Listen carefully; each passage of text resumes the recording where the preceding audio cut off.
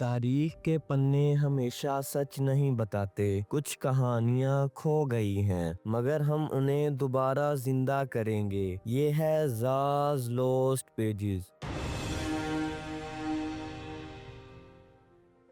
30 April 1945 ایک ایسی تاریخ جب دنیا کو بتایا گیا کہ ہٹلر مر گیا۔ لیکن کیا یہ حقیقت تھی؟ کیا ہٹلر نے اپنی موت کا ڈرامہ کیا تھا اور کسی ان نون جگہ چھپ گیا؟ کیا اس کی اگلی منزل انڈیا تھی؟ برٹش انٹیلیجنس اور سیکرٹ ڈی کلاسیفائیڈ فائلز کیا کہتی ہیں؟ سبھاش چندرا بوسے کا کنیکشن اس مسٹری سے کیا ہے؟ یہ کہانی صرف ایک ڈکٹیٹر کی نہیں، یہ کہانی ہے ایک چھپی ہوئی ریالٹی کی، ایسی سچائی جو شاید دنیا کبھی ایکسپٹ نہیں کرے گی۔ اڈولف ہٹلر، ایک نام جو صرف ایک شخصیت نہیں بلکہ ڈر اور تباہی کی مثال بن گیا۔ 20 اپریل 1889 آسٹریا میں پیدا ہونے والا یہ آدمی جرمنی کا سب سے طاقتور لیڈر بنا۔ اس کی لیڈرشپ میں نیزی پارٹی اٹھی اور 1933 میں ہٹلر جرمنی کا چانسلر بن گیا۔ اس کا ایک گول تھا، آرین ریس کو دنیا پر حکومت دلوانا۔ اس آئیڈیالوجی کا نتیجہ یہ نکلا کہ ورلڈ وار 2 شروع ہو گئی۔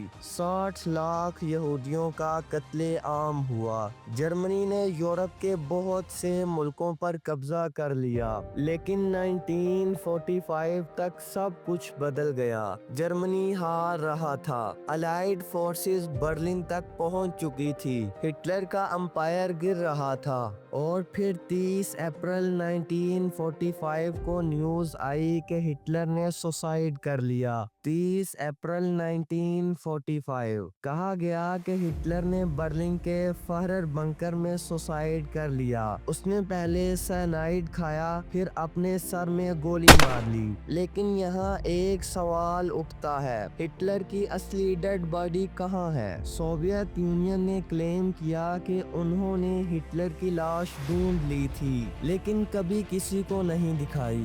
جو ڈینٹل ریکارڈز ملے وہ کنفلکٹنگ تھے۔ جو آئی وٹنس تھے انہوں نے الگ الگ کہانیاں سنائیں۔ مطلب کیا ہٹلر واقعی مر گیا تھا یا صرف ایک ڈرامہ تھا؟ ہٹلر کی موت سے جڑی کئی تھیوریز ہیں جو کہتی ہیں کہ وہ زندہ تھا۔ کئی ہسٹورینز کہتے ہیں کہ ہٹلر سیکرٹلی ارجنٹینا چلا گیا۔ جرمن یو بوٹس کے لوگ دکھاتے ہیں کہ وار کے بعد کئی نیزی آفیسرز ارجنٹینا بھاگ گئے تھے۔ 2017 میں ایف بی آئی کی ایک ڈی کلاسیفائیڈ فائل ملی جس میں لکھا تھا کہ ہٹلر ارجنٹینا میں زندہ تھا۔ کیا ہٹلر ساؤتھ امریکہ نہیں بلکہ ایشیا میں چھپا تھا؟ ہمالیاز اور تبت کے ریکارڈز کے مطابق نیزی جرمنی کے لوگ انڈیا اور تبت میں میسٹک پاورز ڈھونڈنے آئے تھے۔ کیا ہٹلر بھی انہی پاورز کا راز جاننے انڈیا آیا تھا؟ اگر ہٹلر انڈیا آیا تو کہاں گیا؟ 1941 میں سبھاش چندرا بوسے جرمنی گئے اور ہٹلر سے ملے۔ نیزی جرمنی سیکرٹلی آزاد ہند فوج کو سپورٹ کر رہا تھا۔ کیا یہ پاسبل ہے کہ بوسے اور ہٹلر کے بیچ ایک سیکرٹ ڈیل تھی؟ کئی رپورٹس کہتی ہیں نیوی آفیسرز تبت کے مونسٹریز اور لداخ کے جنگلوں میں چھپے تھے۔